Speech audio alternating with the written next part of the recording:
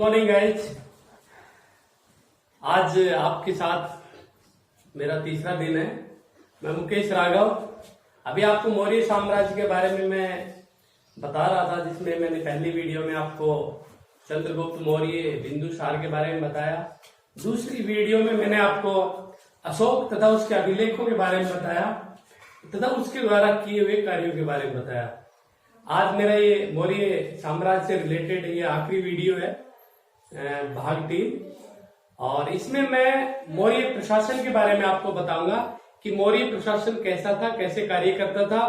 क्योंकि मौर्य प्रशासन जब मौर्य साम्राज्य जब इतना बड़ा था तो एक स्ट्रॉन्ग जब तक एडमिनिस्ट्रेशन नहीं होगा तब तक मुझे नहीं लगता कि इसके बिना इतना बड़ा शासन एक व्यवस्थित रूप में कर पाया होगा। इसलिए ऐसे प्रशासन के बारे में, ऐसे साम्राज्य के बारे में जानना बहुत जरूरी है, जो अपने आप में एक महत्ता रखता है, अपने आप में एक विशेष नाम रखता है।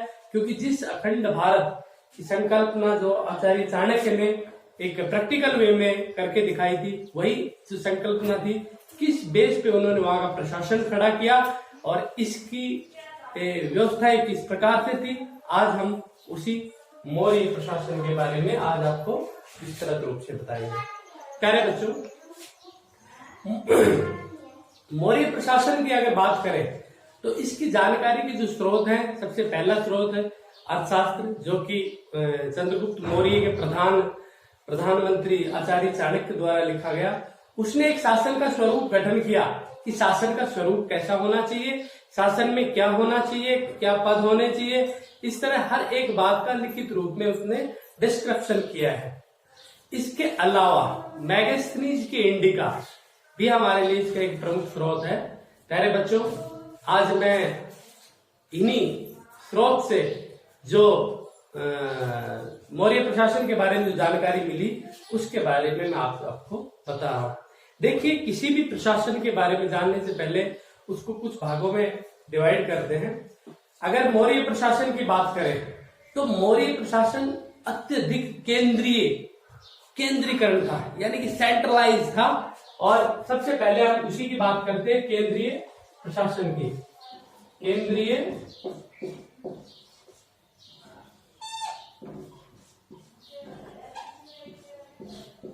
प्रशासन सबसे पहले आता है सम्राट। केंद्रीय प्रशासन के अंदर आता है सम्राट।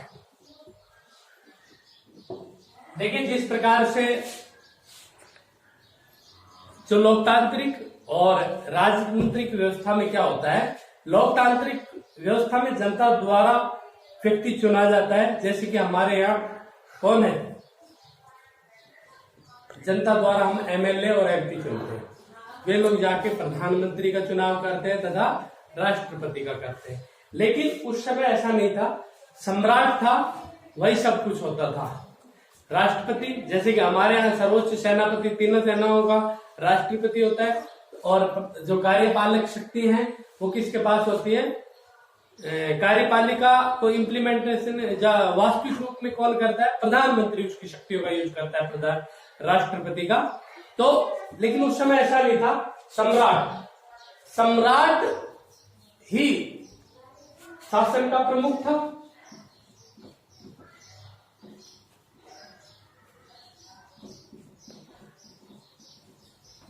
शासन प्रमुख,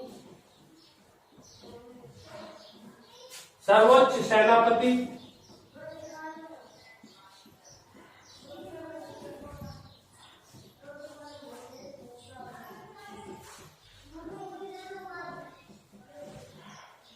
और तीसरा सर्वोच्च न्यायाधीश।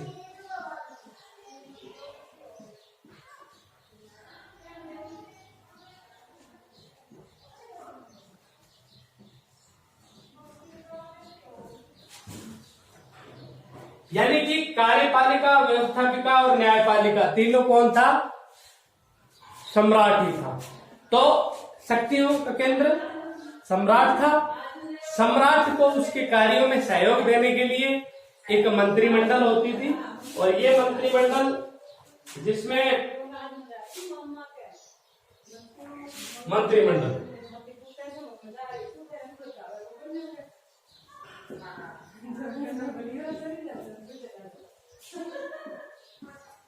ये मंत्रिमंडल आज की तरह ही होती थी। जिस प्रकार से आज कैबिनेट मंत्री और राज्य मंत्री होते हैं, दो प्रकार के मंत्री होते हैं, इसी प्रकार से उस समय भी ये मंत्रिमंडल भी दो प्रकार के लोगों से मिलकर बना हुआ था। जिसको एक था जिसमें एक था ये जो मंत्रिमंडल है इसमें भी दो प्रकार के मंत्री थे, कैबिनेट मंत्री और राज्य मंत्री। देखिए कैबिनेट मंत्रियों में जिसको इसको मिटा देता हूं मैं। कैबिनेट मंत्री था, उसमें इसको बोलते हैं, ये मंत्रिमंडल था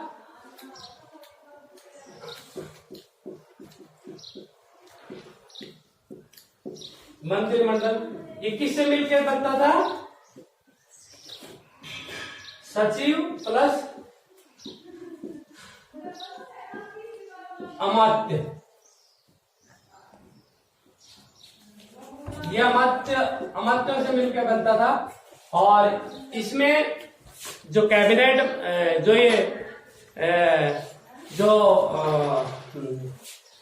सचिव और अमात्य टीम की संख्या लगभग 3 से 4 होती थी।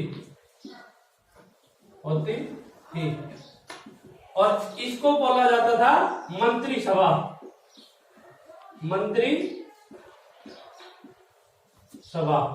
ये जो मंत्रिसभा थी ये लगभग पूरे डिसीजन यही लेती थी। राजा इन्हीं से मुख्य सलाह लेता था कि उससे कैसे कार्य शासन का स्वरूप ये लोग निर्धारित करते थे। इनकी जो स्थिति थी आज के कैबिनेट मंत्रियों के तुल्य थी, लेकिन राजा इनकी सलाह को मानने के लिए बाध्य नहीं था।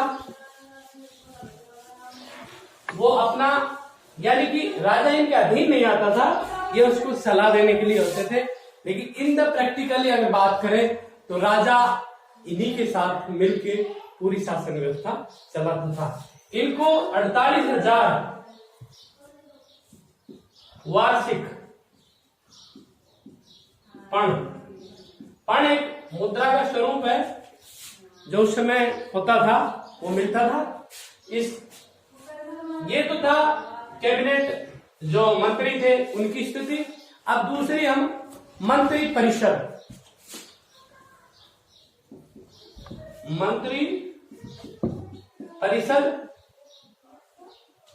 मैंने अभी दो प्रकार के जो मंत्रिमंडल की बात की है,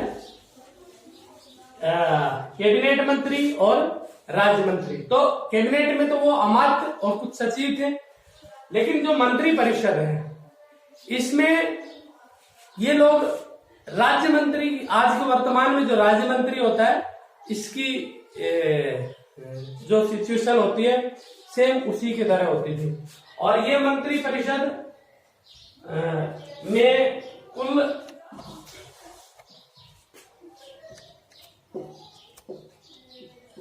मंत्री परिषद इसमें लगभग 18 से लेके 20 मंत्री होते थे।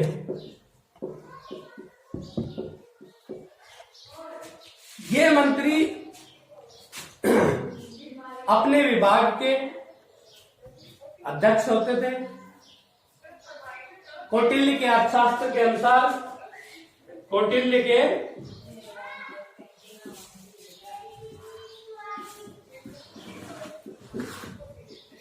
अर्थशास्त्र के अनुसार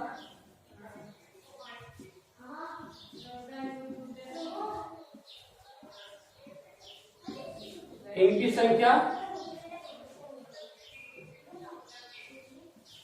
18 थी। कितनी थी? 18। प्यारे बच्चों, ये जो 18 मंत्री थे सभी अपने अपने विभागों के प्रमुख थे तथा शासन व्यवस्था में सहयोग करते थे अपने कैबिनेट मंत्रियों का। इनको तीर्थ कहा जाता था। क्या कहा जाता था? तीर्थ। नोट कर लीजिए, इनको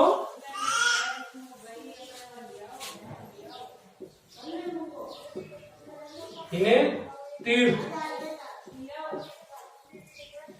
कहा जाता था।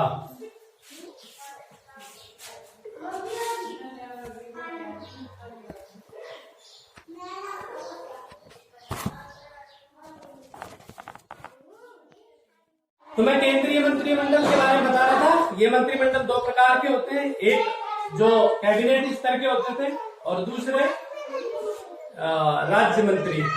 तो जो कैबिनेट स्तर के जो मंत्री होते थे उनको कितना मिलता था? 48,000 पद। और जो राज्य मंत्री जो लेवल के होते थे उनको 12,000 पद वार्षिक मिलता था, वार्षिक। तो इस प्रकार से ये जो राज्य मंत्री थे जो जिनको वेतन 12,000 पद था, ये अपने कैबिनेट मंत्रियों के मुख्य जो मंत्री थे उनका सहायता कार्य करते थे राजकार्य में। इसके अलावा जो मौर्य प्रशासन है वो टोटल 18 विभागों में बटा हुआ था और इनको क्या कहते थे? तीर्थ। बहुत सी बार ये प्रश्न आ जाता है कि तीर्थ से आपका क्या तात्पर्य? तो नॉर्मली कंफ्यूजन करने वाला एक शब्द है। तो तीर्थ ये मौर्य प्रशासन में शासन को सुलभ सुचारू बनाने के लिए, एक्टिव बनाने के लिए तीर्थ 18 तीर्थों का गठन किया गया। अर्थशास्त्र में इसका वर्णन किया गया है। ये थे, पहला है पुरोहित, जिसको क्या कहा जाता था? राजा का मुख्य सलाहकार। दूसरा महामंत्री, जिसको मुख्यमंत्री का रूप में सेना अध्यक्ष, सेनापति है, जैसे कि नाम से पता है। दंडपाल, दंडाधिकारी होता है। द्वारिक, द्वारपाल, युवराज जो राजा का उत्तराधिकारी। दुर्गपाल, दुर्गरक्षक। अंतपाल, सीमाओं का अधिकारी। अंतर्वर्षक, अंतपाल, अंतवर्षक, संविदाता, राजकोष अधिकारी। सशस्त्र कारखाना का प्रमुख होता है। समाहर्त, राजस्व संग्रहकर्ता होता है। नगर नायक, नगर प्रमुख। प्रदेष्टा, कमिश्नर, जो आज के टाइम में जो कमिश्नर होता है उसको प्रदेष्टा बोला जाता था उसमें। व्यवहारिक, प्रधान सेनापति। व्यवहारिक का जब नाम आता है तो वो क्या होता था?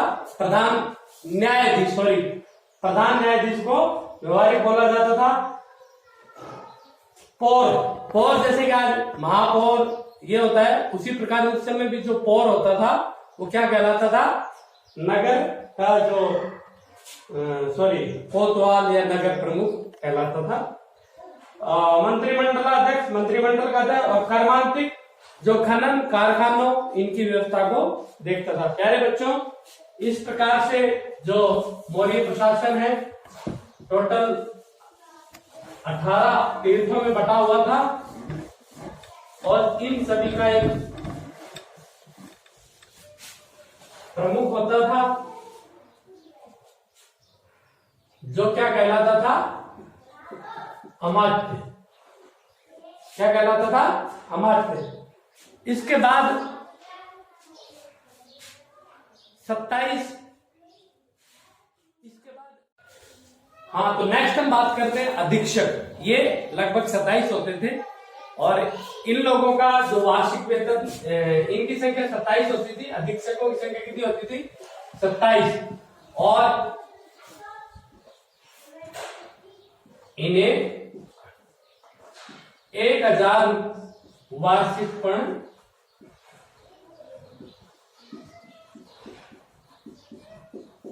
मिलता था। यूनानी जो इतिहासकार हैं उन्होंने इसको मजिस्ट्रेट की संख्या दी है और ये लोग अपने, इनके पास बहुत पावर होती थी। ये अपने क्षेत्र के एक जिम्मेदार अधिकारी होते थे जो अगर सामान्य से हम जो बोले, इस प्रकार वर्तमान में जो राज्य मंत्री है उसके नीचे अगर देखें तो सबसे जो पावरफुल जो पोस्ट है मजिस्ट्रेट का ही होता है। तो उसी प्रकार से ये भी उस समय के मजिस्ट्रेट थे। ये टोटल 27 होते थे। इनको अनेक विभिन्न प्रकार के डिपार्टमेंट दे रखे थे, जैसे कि भाई जन्म मृत्यु दर का वर्णन है, पोताध्यक्ष है, वैदेशिक विभाग है। तो इस प्रकार से हम उसका ज्यादा वर्णन नहीं करेंगे क्योंकि परीक्षा के दृष्टि से ज्यादा ये महत्वपूर्ण। नेक्स्ट स्टेप में आते हैं हम गुप्तचर व्यवस्था। गुप्तचर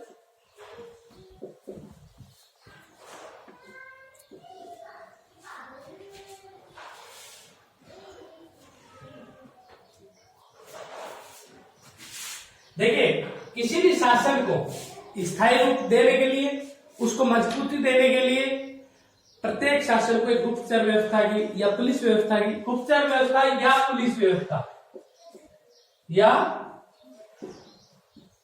पुलिस व्यवस्था। देखिए, सेनाएं सीमा की रक्षा करती हैं, लेकिन आंतरिक प्रशासन चलाने के लिए हमें पुलिस और गुप्तचर व्यवस्था की जरूरत पड़ती है कि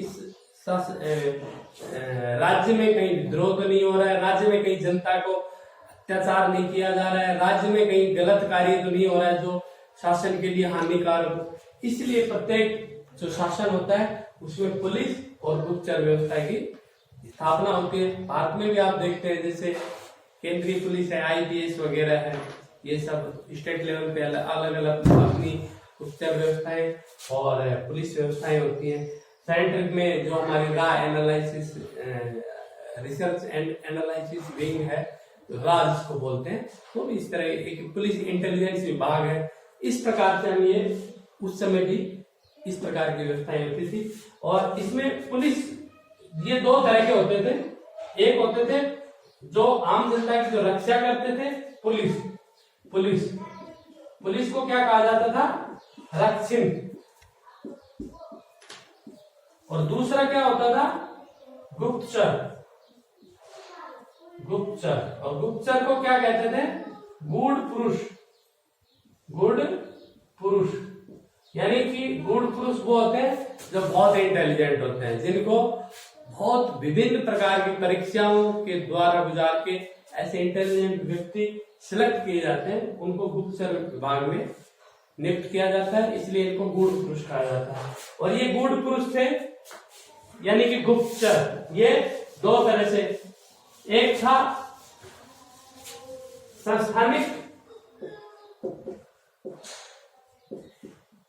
संस्थानिक और दूसरा था संचरण। संस्थानिक जो किसी भी जो अपना कार्य एक जगह किसी संस्था या स्थान पे रह के करते थे, और संचरण जो घूम कर राज्य में विभिन्न स्थानों पर घूम कर जानकारियां जुटाते थे, राज्य की वस्तु स्थिति से राजा को अवगत कराते थे। तो इस प्रकार से ये जो गुप्तचर व्यवस्था थी, और ये गुप्तचर व्यवस्था इतनी मजबूत थी कि जो मौर्य जो साम्राज्य है उसमें जिसमें केंद्रीकरण की प्रवृत्ति थी, केंद्रीकरण का एक एग्जाम्पल है, पूरे साम्राज्य पे इन्हीं गुप्तचर व्यवस्था के बल पे उन्होंने एक मजबूत शासन व्यवस्था खड़ी की। तो सेना, मौर्य काल में एक चंद्रगुप्त मौर्य ने एक बहुत बड़ी विशाल सेना का गठन किया, और उसी सेना के दम पर उसने संपूर्ण भारत को पदाक्रांत कर डाला। प्लिनी ने मौर्य काल की जो सैनिक व्यवस्था थी उसके बारे में बताया कि चंद्रगुप्त मौर्य की सेना में पैदल सैनिक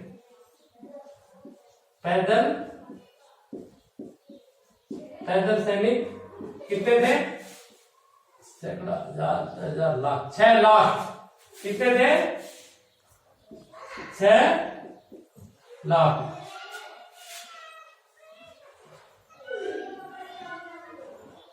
घुड़सवार कितने थे? 30,000।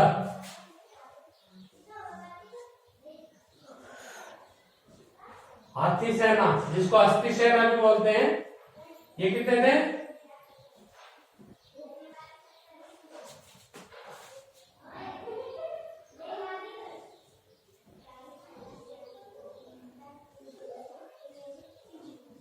8,000 रथ कितने थे? 9,000। तो ये जो हम देख रहे हैं ये एक स्थायी सेना थी जिसके दम पे चंद्रगुप्त ने मौर्य ने एक विशाल साम्राज्य का गठन किया। इस सेना को अगर बात करें तो ये जो सेना थी पूरी एक समिति होती थी, क्योंकि इतनी बड़ी सेना को एक किसी व्यक्ति के अधीन करना खतरे से खाली नहीं था। इसलिए इस सेना विभाग को 6 समितियों के अधीन किया गया। पहली समिति क्या थी? प्रथम समिति। इसको पूरा 6 समितियों में 6 समितियों की इसकी व्यवस्था की जिम्मेदारी दी गई। पहली जो समिति थी फर्स्ट, उसके पास क्या था? जल सेना, जल सेना को देखती थी। दूसरी समिति थी वो थी रसद सामग्री की व्यवस्था। तीसरी थी रथ को देखती थी। चौथी पैदल सेना को देखती थी। पांचवी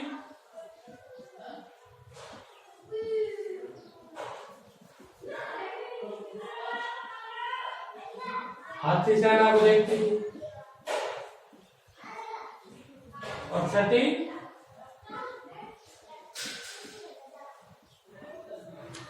घुड़सवार को देखती थी। इस प्रकार से ये 6 समितियां मिलके पूरे शासन व्यवस्था का, पूरे सैन्य व्यवस्था का संचालन करती थी। इससे क्या था कि शक्ति का संग्रह एक साथ नहीं हो पाता था और सेना में भ्रष्टाचार अपनी जगह नहीं बना पाता था। और क्योंकि जब किसी व्यक्ति एक के पास पूरी शासन और सत्ता हो जाती है या पावर आ जाती है तो भ्रष्टाचार की संभावनाएं बहुत ज्यादा हो जाती है। तो इसलिए प्यारे विद्यार्थियों, इस प्रकार से हम देखते हैं कि जो चंद्रगुप्त मौर्य का जो केंद्रीय प्रशासन था, लेकिन हम यहाँ अगर मौर्य प्रशासन की बात करें और सिर्फ केंद्रीय प्रशासन की बात करें तो वो गलत होगा। तो हम थोड़ा सा आपको प्रांतीय शासन के बारे में बता रहे हैं। प्रांतीय प्रशासन, देखिए प्रांतों में अगर बात करें तो मौर्य जो प्रांत है 5 भागों में लगभग बांटे हुए थे, जैसा कि मैं पहले वीडियो में बताया हूं। पहला उत्तरापथ, दूसरा दक्षिणापथ, तीसरा अवंती, चौथा प्राची और 5वां कलिंग, और जिसकी राजधानी क्या थी? तोसली। तो ये जो 5 थे, इन 5 जो ये प्रांत थे, इनमें मुख्यतः राजकुमारों की नियुक्ति होती थी। ये राजकुमार आर्यपुत्र, देवपुत्र के नाम से जाने जाते थे। और प्यारे विद्यार्थियों, इसके साथ साथ जो प्रांतीय जो प्रशासन था उसमें भी तो प्रांतीय प्रशासन थे, इनके पदाधिकारी राजकुमार या देवपुत्र जिनको बोला था, और इनको क्या कहा जाता था? चक्र। प्रांतों को क्या कहा जाता था? चक्र। प्यारे विद्यार्थियों, जो प्रांत थे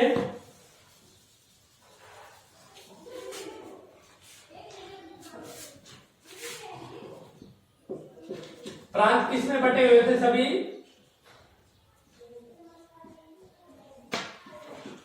जिलों में। और जिलों को उस समय क्या कहा जाता था? आधार या प्रदेश। इनके जो जिलों का जो मालिक था, जिलों का जो अधिकारी था, उसको क्या कहा जाता था? प्रदेश था, जो वर्तमान में कलेक्टर या कमिश्नर की तरह होता था। और ये प्रदेश का क्या करता था? समाहर्ता जो केंद्रीय एक अधिकारी है जो कर का संग्रह करता है ना, उसका ये समाहर्ता का समाहर्ता की मदद करता था, सहायता करता था।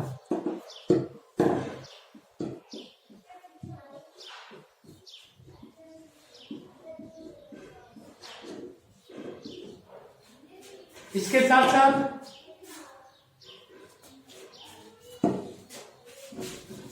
जिलों को 10-10 गांव की एक इकाई में बांटा गया। 10 गांव की 10 गांव है ना। और 10 गांवों को क्या कहा जाता था, इसके जो अधिकारी थे उनको क्या कहा जाता था, गोप, है ना, गोप। और ये जो गोप था, ये जो ये गोप था, प्रांत होता था। प्रांतों को किसमें, जिले में बांटा गया था। जिले को क्या कहा जाता, जिले का जो अधिकारी था उसको स्थानीय कहा जाता था। इसका भी काम क्या होता था, जिले से कर लगान वगैरह को वसूल के समाहर्ता की मदद करना। उसके बाद जिले को 10-10 गांव की इकाइयों में बांटा जाता था, जिसको प्रदेश था यानी कमिश्नर ये भी क्या करता था, समाहर्ता की मदद करता था। गांव 10 गांव की जो एक इकाई थी उसको गोप कहा जाता। गोप में जो लगान व्यवस्था होती थी उसका जो कलेक्शन करता था वो प्रदेश का था, और ये भी समाहर्ता की मदद करता था। गांव में ग्रामीण एक इकाई थी जिसमें गांव का एक मुखिया होता था। इसके अलावा मुखिया के अलावा एक व्यक्ति जो भ्रष्ट होता था और जो सीधा समाहर्ता से कनेक्ट था। ये व्यक्ति गांव के लगान को कलेक्ट करके राजकीय कोष में जमा कराता था। ये इसका कलेक्शन नहीं होता था, ये अवैतनिक अधिकारी था। इसका चुनाव ग्राम पंचायत करती थी। तो इस प्रकार से विद्यार्थियों, जो प्रांत का शासन था, इसके अलावा प्रांतों में जो शहर थे, म्युनिसिपल कॉर्पोरेशन,